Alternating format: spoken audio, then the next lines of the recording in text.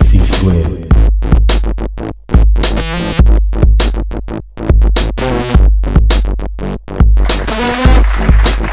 Hey everyone, welcome back to C.SQUARED. If you just joined us, today's topic is a really good one, a really touchy one. Everyone's getting a little heated. We had to fan everybody out because there was a lot going on.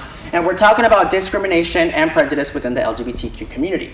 Now, before we left to the break, Mr. Anthony here said something that kind of stirred up a little bit of controversy here amongst the panelists. Now, you said that there was a lot of things out there that were weird to you amongst our community. Now, weird is not necessarily a compliment. For some people it might be, but not in this case. So you said that you didn't understand what?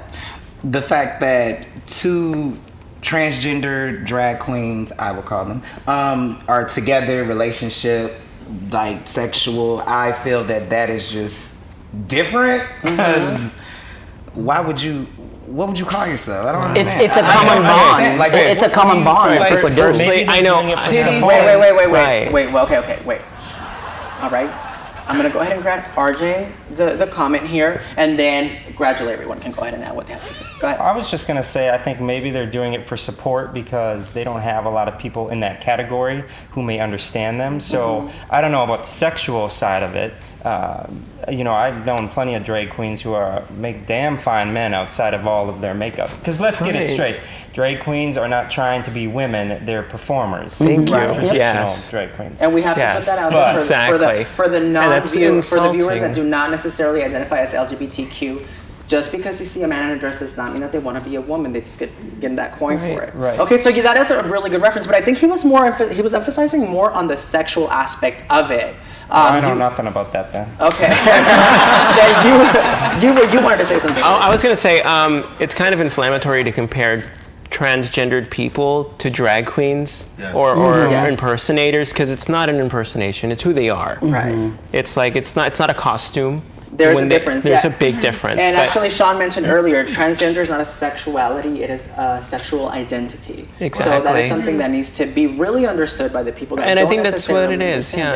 And as far as them having sex together, if it floats your boat, go ahead. I don't understand it, but I don't judge it. I do. I don't think it's Sean? It's nothing for any of us to understand. It's not us. Right. It's not what we're attracted to and what we do. Straight people don't understand what we do. So for us to identify, I don't understand what they do either. I just know I so that's like, that's not right. So you're very right, and that's actually the oppressing oppress. Yeah, I think you're right. That's not, right. How do you win when you're constantly bringing your people down? I mean that sounds all nice and stuff, Sean. But when you're sitting there and you're thinking and everything is cool, but when you're in a flash, you don't think like that. I mean, so my question to you is the following. Why is it such a big deal to you? Because clearly what you do behind closed doors is your business. You've handled it. So why do you have to understand what they do? Because clearly they have an understanding amongst themselves. I'm a kind of want to know it all person, so I want to know what's going on. Because, I mean, for me, it's like judgment starts with the mind first. It starts with you. Right. So if I don't know, I'm gonna feel some type of way I don't want to be judgmental, but at the same time, it's like. Okay, and that makes sense. But rather than calling it weird, why don't you go out there and maybe just ask them like, hey, hell no, because these. Well, clearly you know. Because understand this. Gay, feminine men have personalities and attitudes to the utmost. Transgendered women and drag queens have an utmost boost. You go to them asking something like that, they're going to take it personal to the point that they're not going to understand. Well, you need to learn how to approach that. I mean, it's very similar to, like, for example, like the heterosexual community and how they do it to us. Like, I don't understand how two men can do this or how two women can do this. That's the same guess thing. what, honey? I don't need you to understand. Right. I need you to go ahead and try to maybe learn from it and respect it. Don't you think?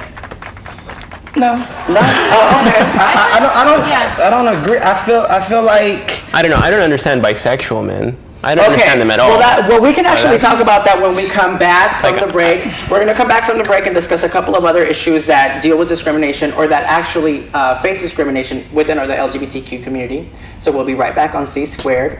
And yeah, we'll see you guys in a break.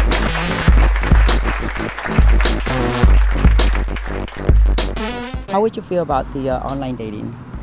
Online dating's pretty hard. I mean, we would chat and message each other online, but nothing really pans out. We don't really meet up.